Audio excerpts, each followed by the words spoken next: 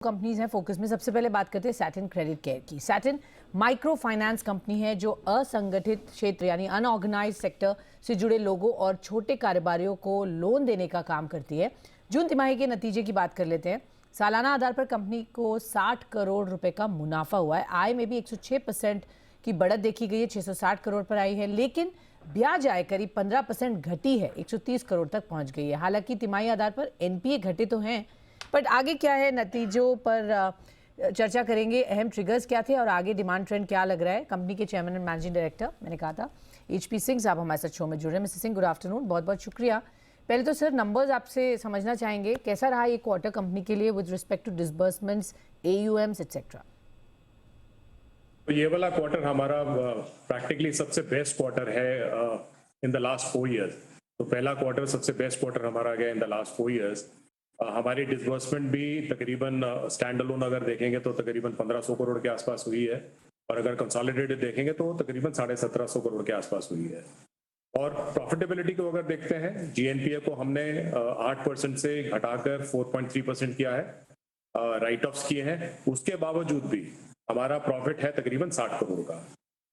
जिस हिसाब से हमारा पहला क्वार्टर गया है और जिस हिसाब से हमारे GNPA कम हुए हैं, और इस पॉजिटिविटी को देखते हुए जिस तरीके से रूरल डिमांड आ रही है, हमारे को लगता है कि अगले क्वार्टर्स में बहुत शानदार प्रदर्शन होने वाला है, both on the disbursement as well on the collection front. So we are very positive आगे के लिए। ओके, तो बहुत बढ़िया क्वार्टर गया है, पिछले 4 सालों में बेस्ट क्वार्टर है अक्रॉस ऑल पैरामीटर्स जो आपने बताए सर। बट क्या वजह थी इस अच्छी राइज की इन NIMs एंड डिक्लाइन जो हमने देखा है NPA? मोर इम्पोर्टेंटली क्या ये सस्टेनेबल है सर इस लेवल पर, या कुछ एडजस्टमेंट्स यहाँ पर हुई हैं? नहीं, देखिए, हमने जो एक फेयर वैल्यूएशन किया है हमारी सब्सिडीज में जो इन्वेस्टमेंट है उसका हमको जो गेन मिला है, बट अगर हम एडजस्टेड निम्स देखेंगे तो हमारे एडजस्टेड निम्स 10% के करीब है, तकरीबन 10.25% के करीब है, विच आर फेयरली गुड। और ये हम आगे सस्टेन करते रहेंगे, बिकॉज जो नया अभी रेगुलेटरी फ्रेमवर्क आया है MFIs के लिए, उसके अंदर हमारे को जो मार्जिन कैप्स थे वो हट गए हैं, तो हम अब रिस्क बेस्ड प्राइसिंग कर सकते हैं। इसका एक बहुत बड़ा एडवांटेज मिला है हमारे को इस क्वार्टर में भी, और आगे चलते हुए जैसे जैसे हमारा नया फ्रेश डिसबर्समेंट होता रहेगा ऑन हायर डिसबर्समेंट लेवल्स, तो हमारे को इसका निम पे और प्रॉफिटेबिलिटी पे एक अच्छा असर मिलेगा। दूसरा जो हम बताना चाहेंगे, ये जो GNPA है हमारे 8% GNPA थे कोविड को मिला के, और हमारी रिस्ट्रक्चर्ड बुक थी वो तकरीबन 21% के करीब थी, जिसको कलेक्शन के थ्रू और हमने राइट ऑफ्स के थ्रू अब ये प्रैक्टिकली 584 करोड़ पे आ गई है, which is about 11% of our AUM। तो 21 से घटकर 11% हो गई है, और उस 11% की GNPA में भी हमने एक तकरीबन 50% का प्रोविजन किया हुआ है इस रिस्ट्रक्चर्ड बुक का। तो हमारे लिए जो पैंडेमिक का पेन था और जो उसके कारण जो भी दिक्कत थी वो अब प्रैक्टिकली खत्म हो गई है।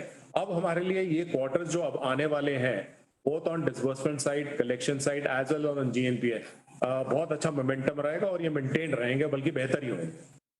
तो मोमेंटम बढ़िया रहेगा, बेहतर होगा यहाँ से जो आप उम्मीद कर रहे हैं, और उसकी वजह भी आपने बताई। सर एक चीज़ मैं देख रही हूँ, 275 करोड़ रुपीस के जो लोन्स हैं वो आपने राइट ऑफ किए हैं इस बार, as you said the clients were not able to pay the loans. क्या ऐसे और राइट ऑफ्स हैं दैट कैन कम, या कंपनी को लेने पड़ेंगे आगे चलकर? क्या क्वांटम है? Is that something that you are considering? देखिए, ऐसा है कि 275 करोड़ जो हमने राइट ऑफ किया है वो इस क्वार्टर में किया है, परंतु अगर आप उसके कमेंसुरेट देखेंगे, हमने तकरीबन प्रोविजन तकरीबन 400 करोड़ के करीब हमने प्रोविजन बना के रखा हुआ है।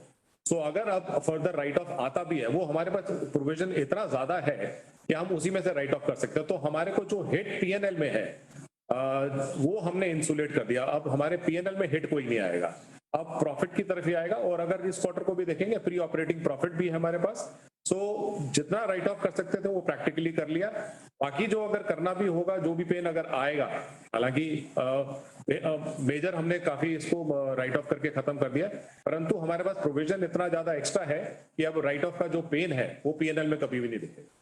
ओके, तो आप कह रहे हैं मोटा मोटी ऑलमोस्ट सब कवर हो चुका है और ज़्यादा और कुछ आने की उम्मीद नहीं है। Is that right sir? मेरे ये अंडरस्टैंडिंग ठीक है?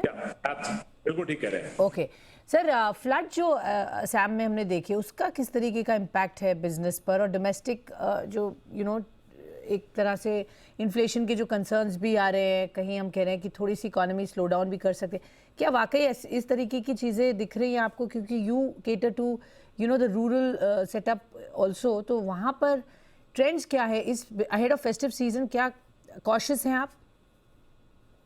नहीं, देखिए, जो इन्फ्लेशन का ट्रेंड है, इन्फ्लेशनरी ट्रेंड रूरल में बहुत मिनिमल रहा है।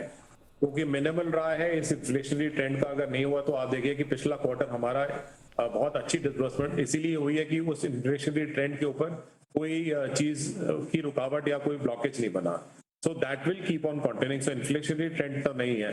जहां तक आप फ्लड्स की बात कर रही हैं, असम में इस बार जो फ्लड्स आए और बिहार में भी जो थोड़े बहुत थे, उसका हमारे ना कलेक्शंस पे ना डिसबर्समेंट पे से बिल्कुल भी असर नहीं हुआ है। थैंकफुली इस क्वार्टर में व्हाटएवर जो भी फ्लड्स की जो भी सिचुएशन थी, वहां पे ना कलेक्शंस को हिट मिला है ना डिसबर्समेंट में कोई हिट मिला। So we are very hopeful कि जिस तरीके से हमने पहले क्वार्टर को नेविगेट किया है, अदर क्वार्टर में भी कोई फ्लड्स का और इसका इन्फ्लेशनरी ट्रेंड का कोई हिट नहीं आने वाला। ओके, एंड जो रिलीफ असम गवर्नमेंट ने दी है for micro finance borrowers, the category 2 relief, वो इम्प्लीमेंट होने की बात हो रही है अगस्त 22 से, तो इससे कुछ इम्पैक्ट देखते हैं सर? देखिए, अब कैटेगरी 1 तो कंप्लीट हो गया है, अब कैटेगरी 2 की बारी है। जो कैटेगरी 2 हमें जो इंडिकेशन और जो हमारी सेल्फ रेगुलेटरी ऑर्गेनाइजेशन है, उन्होंने जिस तरीके से गवर्नमेंट से बात करी है, तो हम होपफुल है कि अगस्त में मिलेगा। अगस्त में अभी कैटेगरी 2 मिलेगा। तो सबसे ज्यादा पैसा जो मिलना है वो तो अभी कैटेगरी 3 में मिल रहा है, which will come after category 2। तो वी आर होपफुल कि कैटेगरी 2 अगर अगस्त में हो जाता तो कैटेगरी 3 भी जल्दी होगा। तो जो हमारे एनपीए तकरीबन 2% असम के अंदर है, उसमें हमारे को काफी राइट बैक्स मिलने की आशा है, बिकॉज ऑफ ऑल दिस जो अमाउंट गवर्नमेंट से, स्टेट गवर्नमेंट से। क्या एक्सपेक्ट करें क्वांटम? आपने 2% बोला, बट क्वांटम क्या होगा रफली? टोटल क्वांटम तो 2% का है जो जीएनपी है, बट प्रैक्टिकली अबाउट मान के चलिए उसमें से 50% 60% के करीब हमारे को पैसा वापस आ सकता है। सो वो जो जीएनपी अल्टीमेटली जो फैक्टर इन किया हुआ वो गिर के तकरीबन 1% के करीब रह जाएगा, उससे कम। Okay, fair enough. और आखिरी सवाल मिस्टर सिंह, AUM और डिसबर्समेंट ग्रोथ कैसे एक्सपेक्ट करें FY23 में? थोड़ा सा if you can explain it a bit more in terms of what are the numbers हम जो चेज करेंगे। तो डिसबर्समेंट स्टैंड अलोन और कंसोलिडेटेड मिला के हम देख रहे हैं तकरीबन 25% के करीब इस साल में। और अगले 5 साल का भी हमारे को जो ट्रेंड दिख रहा है, हम we will grow by about 25 to 30% year on year. And जिस तरीके से हमने राइट ऑफ किया, सब कुछ किया, we were on target basically, and we are on target. तकरीबन हमने 5% का AUM का राइट ऑफ किया। अगर हम राइट ऑफ नहीं करते तो 5% मेरी बुक पड़ी हुई थी।